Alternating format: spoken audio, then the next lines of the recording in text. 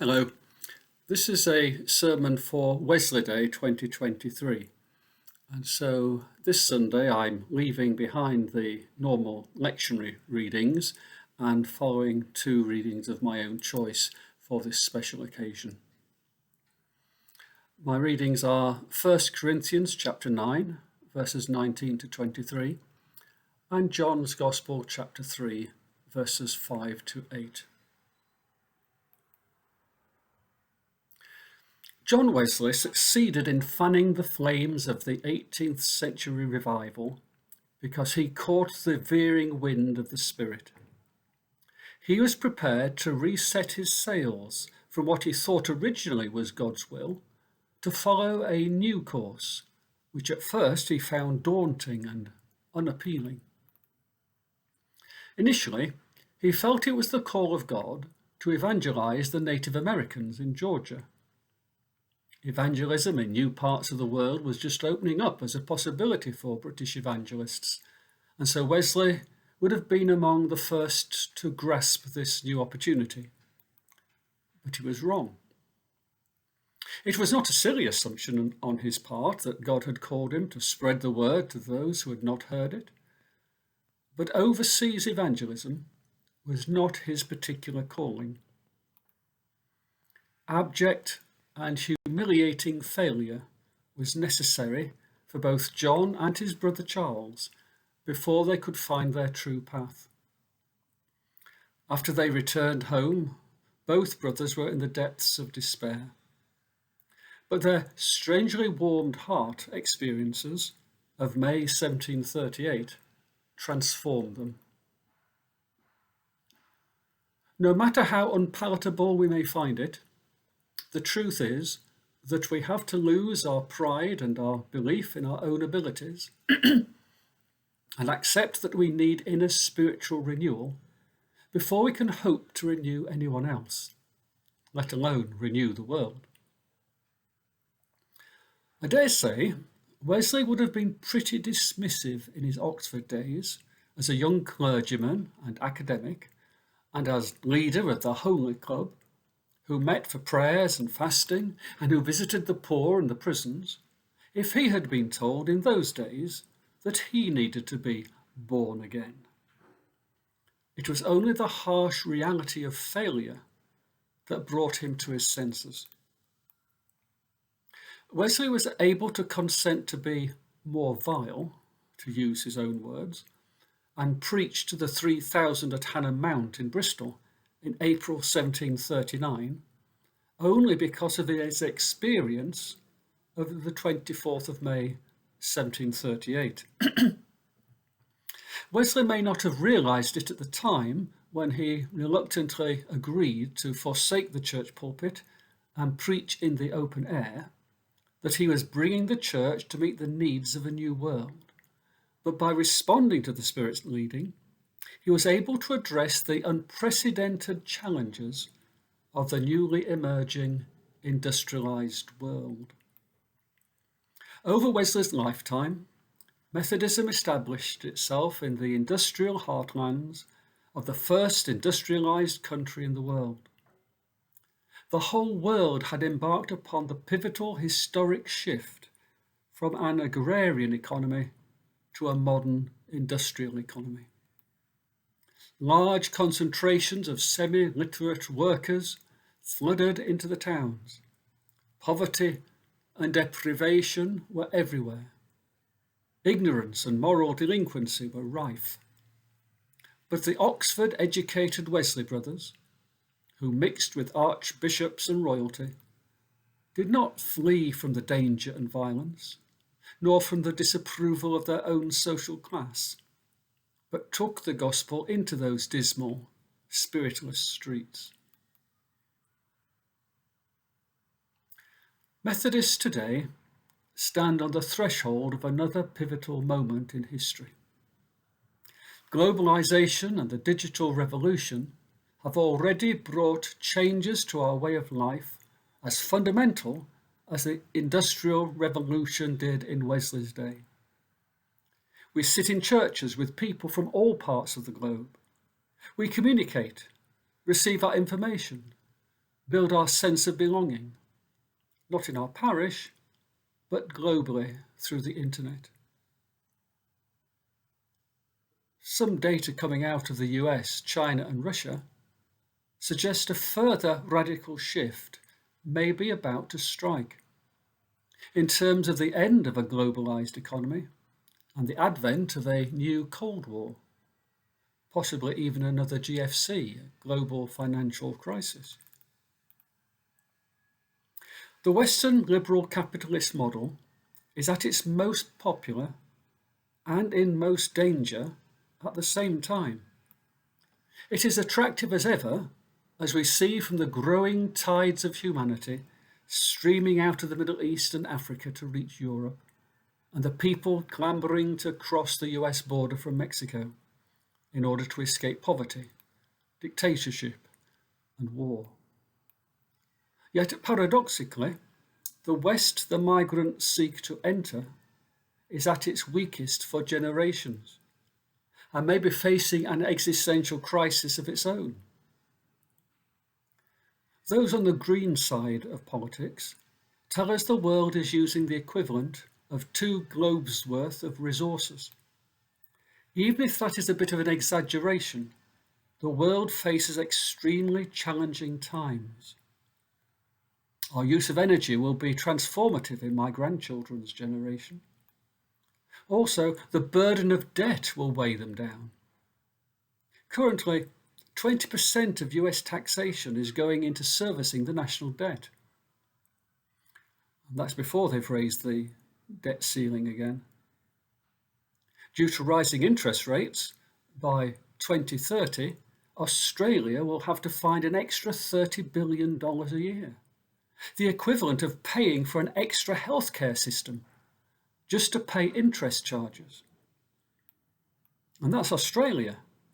Australia has half the debt to GDP of the US, the UK, France, or Italy, and a quarter of that of Japan.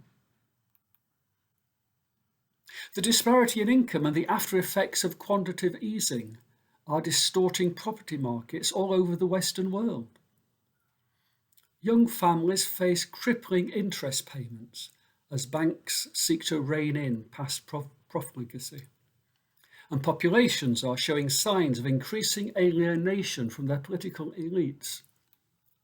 The fracture lines are not just between the global superpowers and their allies, but within Western nations themselves, where civil consensus is dissipating and opponents are barely on speaking terms, such as the Trump supporters versus the Biden supporters, the pro-life and the pro-abortion camps, the trans activists and anyone who thinks differently. There's a growing body of people looking for a new way of doing things. Some are turning left, others are turning right. Many are simply dropping out altogether in despair. Getting people involved in going back to the office, volunteering in Rotary, Scouts, school boards and political parties is becoming ever more difficult around the world. There are fewer people in the British Tory Labour parties than there are in the RSPB, the Royal Society for the Protection of Birds.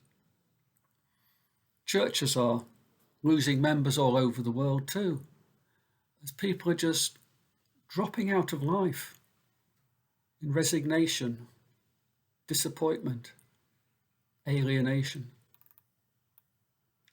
Now is a moment in history for us to show what a wholesome, healthy Christian faith has to offer. We're also seeing the very first glimpses of a dawning skepticism regarding the digital world. We can discern the first realizations that the digital world, for all its wonders, cannot replace the real world. People are worrying about the threat of robotic power and artificial intelligence, or at least starting to ask the question that even if AI can replace these people, should we let that happen? We know that online porn changes the brains and sexual responses of young men, and our courts are forever full with cases of sexual violence, yet we take no action. We can witness daily the vile comments of disembodied conversations in the Twitter sphere and the political echo chamber of social media generally. But how do we put that genie back into the bottle? Methodism today needs to believe in itself again, to find the courage to step outside of the boat onto the stormy waters of a chaotic world and believe that Christ will sustain us. But are we ready for that?